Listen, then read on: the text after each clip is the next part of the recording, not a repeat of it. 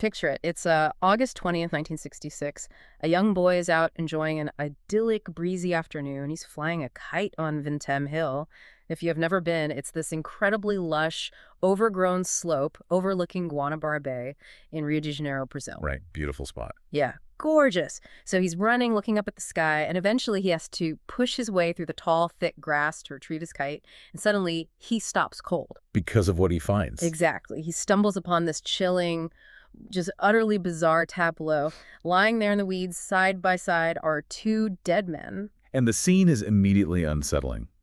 Not just because of what is there, but, because of what isn't there. Yeah. You expect a crime scene out in the brush to be chaotic.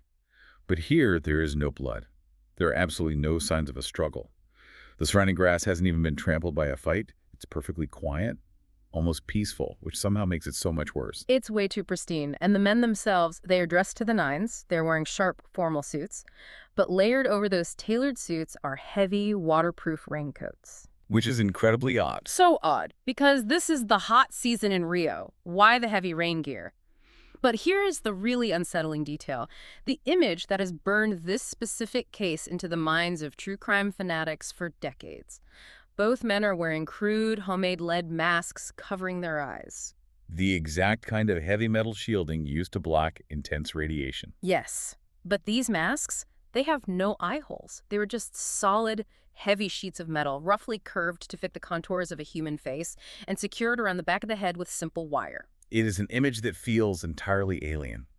A scene that defies every standard protocol of a homicide investigation. I mean, it looks less like a murder and more like some sort of obscure, arcane ritual. All right, let's jump right in. We have to start with the evidence found at the scene. Aside from the bodies and the masks, the police took an inventory that reads less like evidence and more like the setup to a surreal riddle. I've got the list right here. Please walk us through it. It really does sound like a puzzle. Okay, so next to the corpses, police found an empty water bottle. Fair enough, they were hiking up a hill. They found a plastic packet containing 2 wet towels. They found cash, some in a pocket, and a much larger amount stored in a plastic bag. We're talking about 157,000 cruzeros. And just for some context on that number for you listening, 157,000 cruzeros in 1966 was a very substantial amount of money. It wasn't just pocket change for a bus ride. It was enough to buy a vehicle. Right, so a serious bankroll. They also found a few receipts. Curiously, both men had taken off their wristwatches, and those watches were safely tucked away in another plastic bag. And then... A notebook. the notebook. Yeah. A small, unassuming notebook found right there next to them. Inside, written in somewhat clumsy Portuguese, was a message that has kept internet sleuths awake at night for half a century. Here is the exact translation of the text. 16.3, be at the agreed place. 18.30 in just capitals. After effect, protect metals. Wait for signal mask. Just let that sink in for a second. Listen to the phrasing there. Ingest capsules. Protect metals. Wait for signal. It reads like a set of mission instructions. But from who and for what? It's highly specific. It's very scheduled and deeply ominous. To even begin answering that, we need to know who these men were. The police identified them as Miguel Jose Viana, who was 34, and Manuel Pereira de Cruz, who was 32. And this is important. They weren't spies. They weren't known criminals or mobsters. No, not at all. They were married men with young families. They were highly liked, respected electronics technicians from a town called Campos dos Goitacazes, which is a good 200 miles away from the hill where they were found. Right. These were men of science in a very practical sense. They understood circuitry. They fixed televisions and radios for a living. They were deeply embedded in the nuts and bolts of mid-1960s technology. So, tracing their steps, the police managed to piece together their final known movements. On Wednesday, August 17th, so this is 3 days before their bodies were discovered, Miguel and Manuel tell their families they're heading out to buy some work equipment and maybe a car, which explains the massive stack of cash. Makes perfect sense. We know from the receipts found in their pockets that this is where they bought those waterproof coats, which, again, completely bizarre to buy heavy rain gear in the middle of a hot, dry season. Then they stop at a local bar to buy that bottle of mineral water. And this stop at the bar is where we get a crucial piece of eyewitness testimony. The waitress who served them later told police that Miguel looked incredibly nervous. She said he was completely on edge and he was constantly checking his watch. Which perfectly aligns with the incredibly specific times written in that notebook. They had a strict schedule to keep. 16.30, 18.3, our time was of the essence. Exactly. They leave the bar, and it's presumed they went straight up Vintem Hill, And sadly, that is where the empirical trail goes ice cold. You would think in any normal investigation, the autopsy would provide the answers. Of course. If the cryptic note literally says ingest capsules, the absolute most obvious investigative step is a toxicology report. You find out what poison or drug was in those capsules. Yes, this is True Crime 101. You run the talk screen. But here's where the case hits a frustrating, maddening dead end. The bodies were discovered on a Saturday afternoon. But because the terrain was so steep and overgrown, the local police and firefighters couldn't properly extract them until Sunday. A huge delay. And by the time the coroner's office, which was heavily backed up and understaffed at the time, finally got around to the autopsy weeks later, the bodies had severely decayed. The internal organs were too degraded for reliable testing. No toxicology report was ever run. Nothing. It is a massive failure of forensics. So the authorities are left looking at two perfectly healthy young men who seemingly walked up a hill, lay down in the grass, and died. With no obvious trauma and no internal chemical data, the official cause of death was listed as a highly unsatisfying cardiac arrest of unknown origin. Which explains absolutely nothing. I mean, it's no wonder this case has exploded on true crime internet forums. The amateur sleuths and armchair detectives have obsessed over every single missing detail. Because when the official story says we don't know, human nature demands we fill in the blanks. Right. We want answers. For instance, the boy who found them. Internet sleuths point out he actually smelled something terrible 2 days earlier while he was hunting birds on the hill, but he didn't report it until he went back for his kite. And what about the money? We said they had 157,000 cruzeros on them. That's a lot. But if they were supposed to be buying a car or heavy equipment, that might not have been all of it. Where did the rest of their money go? And for a while, it seemed like the police actually cracked it. Years later, a theory surfaced that seemed to tie everything up in a neat little bow. A convicted criminal named Hamilton Bazzani, who was serving a 50-year sentence in a São Paulo prison, suddenly confessed to the crime. Very convenient. He claimed that he drove a gang of local thugs to the base of Vintem Hill, where they ambushed Manuel and Miguel, robbed them of a briefcase full of cash, and then forced them to drink poison at gunpoint. Case closed, right? The hitman did it. Not quite. The Bazzani confession is widely considered completely bogus by modern researchers and historians. It falls apart the very second you apply even a little bit of critical thinking to the physical crime scene. Yeah, I have to say, I'm highly skeptical of this hitman theory. First of all, if this was a simple underworld hit and a robbery, why leave a massive wad of cash in the victim's pockets? Leaving behind a fortune is a terrible oversight for a professional mugger. And what about the wet towels? And the formal suits? Precisely. The logistics make zero sense. What? You don't get mugged by guys who politely ask you to put on a tailored suit, drape a white towel over your head, and then strap on homemade radiation shields before they kill you.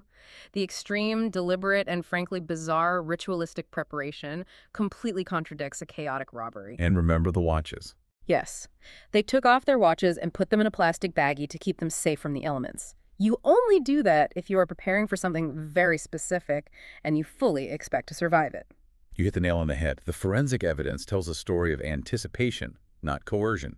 They weren't running from a killer. They were waiting for an event.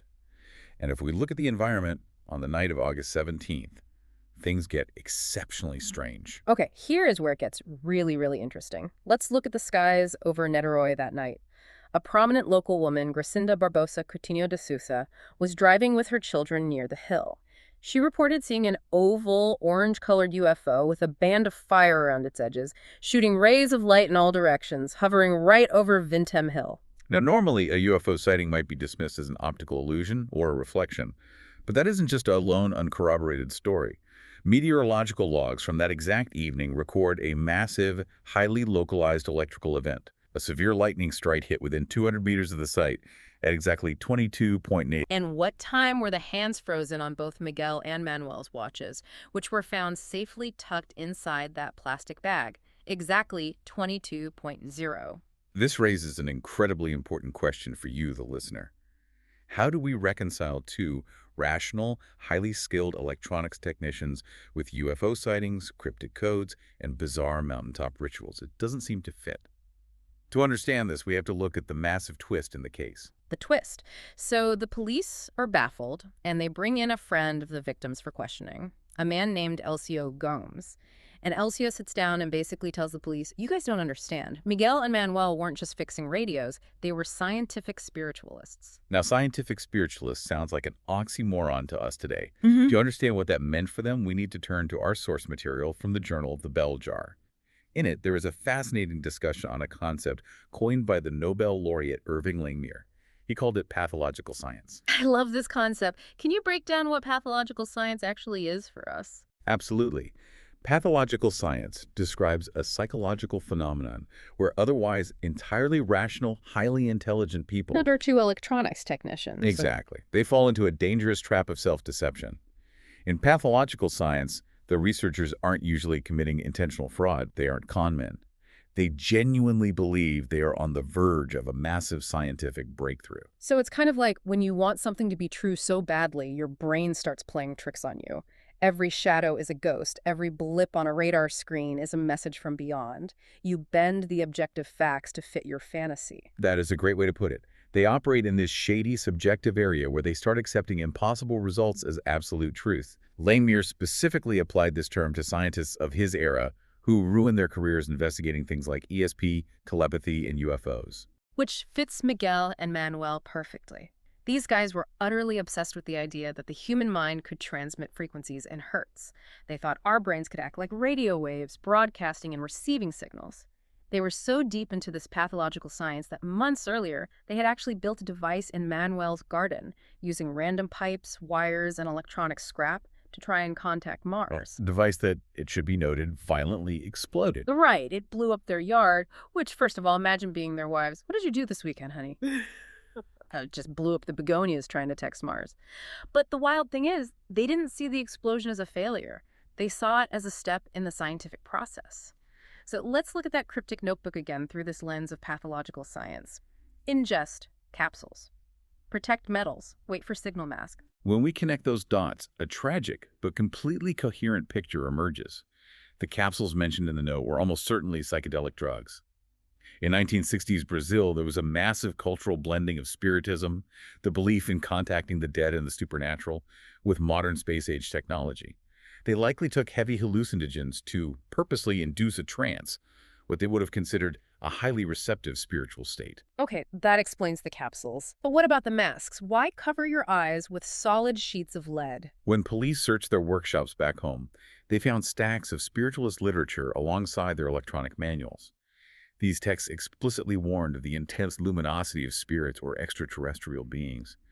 The belief was that if you're about to come face to face with an alien craft or an ascended energy being, the blinding light of their aura could literally destroy your eyes or damage your brain. Oh, wow. So the lead masks were essentially literal safety goggles. They were meant to shield their optic nerves from the blinding flash of the signal they were waiting for.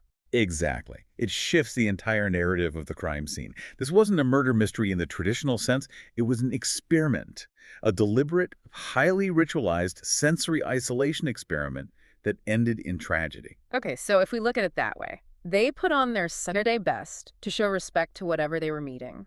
They bought waterproof raincoats to stay dry while they waited. They took their psychedelics, they put on their homemade radiation shields, and they waited on a dark hill to make contact with the great beyond. And then their hearts just gave out or they took a bad batch of capsules. Mystery solved, right? You would think so.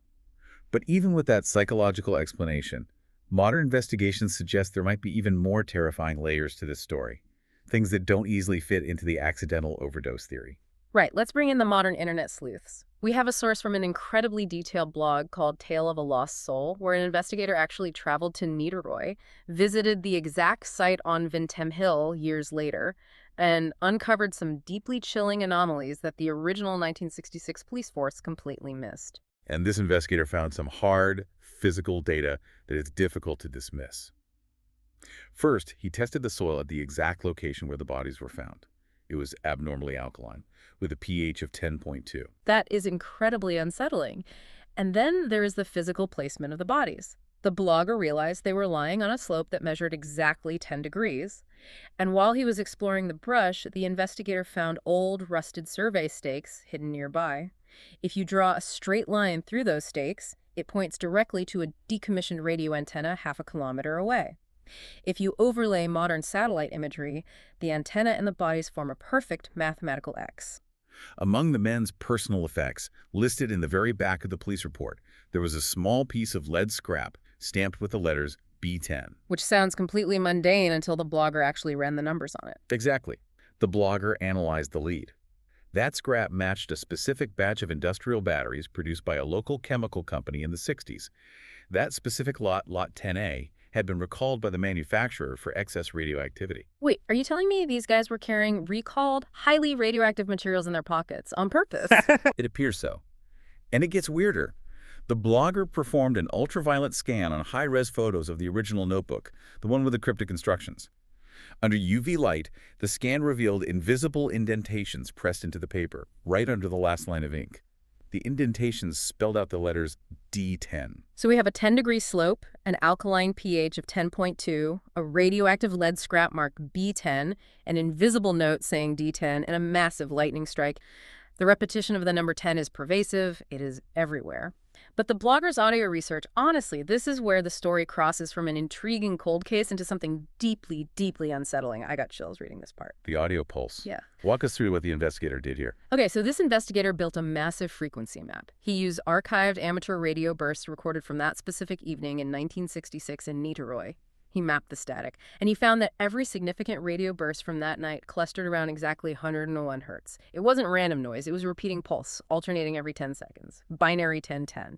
And the truly eerie part is what happens when the blogger interacts with that frequency today. Right. He claims that whenever he plays that specific 101 hertz audio pulse out loud in his studio, his digital camera glitches.